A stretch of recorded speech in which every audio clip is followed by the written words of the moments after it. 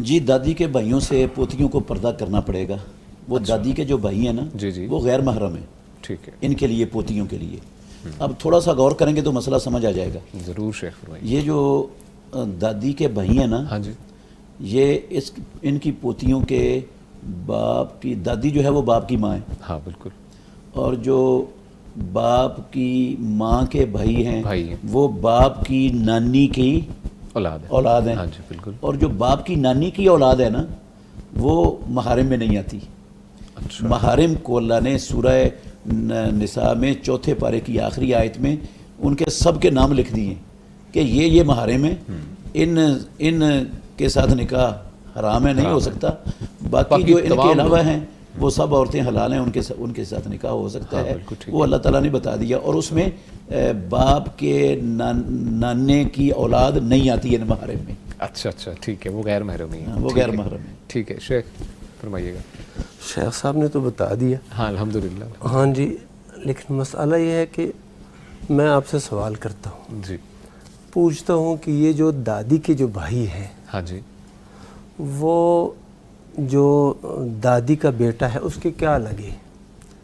दादी के भाई जो दादी का बेटा है उसके चचा मामू लगे, उसके मामू लगे हाँ ना? बिल्कुल ऐसे ही। अच्छा, जब उसके वो मामू लगे तो इसके बेटे के वो क्या लगे?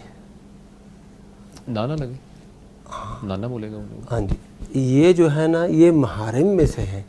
शेख साहब से दरख्वास्त है वो ज़रा गौर कर लें, क्योंकि दादी के जो भाई हैं ना, ये नीचे आते जाएं तो आपको ये इल्म हो जाएगा कि जैसे दादी की अपनी औलाद है, वो उसके क्या महारिम है, तो उनके औलाद के भी वो महारिम है। अच्छा, टेक्निकल मामला है, जो दादा है ना, दादा, हाँ जी, दादे के भाई महारम होते हैं। दादे के भाई जो कि चचा अपना चचाजाद दादे की सूरत में होते हैं। हाँ जी, दादे के भाई जो है ना वो महारम होते हैं, दादे के भाई। सेकंड दादा वो हम कहते हैं, सेकंड दादा, हाँ बिल्कुल ऐसे ही। इसी तरह थर्ड दादा, हाँ बिल्कुल, परदादा जिसको कहते हैं, बिल्कुल ऐसे ही, उसके भाई भी महारम है। अच्छा ठीक है, दादा बाप के भाई चचे ताए बनते हैं, दादे के भाई भी चचे ताए कहलाते हैं, परदादे के भाई भी चचे ताए होते हैं, उसके ऊपर वाले के भी चचे, ये महरम है। अच्छा, जो दादी वाले हैं ना वो महरम में दादी नहीं की आते। साइड के हाँ, जो वो नहीं महरम में आते, वो तो नानी की औलाद बन, बाप की नानी की औलाद, नानी के नाने की औलाद बनते हैं। नहीं, बाप की तो वो दादी है। अच्छा, ये दादी की बहन, जो दादी की बहन है, क्या उसके साथ दादी का बेटा निकाह कर सकता है?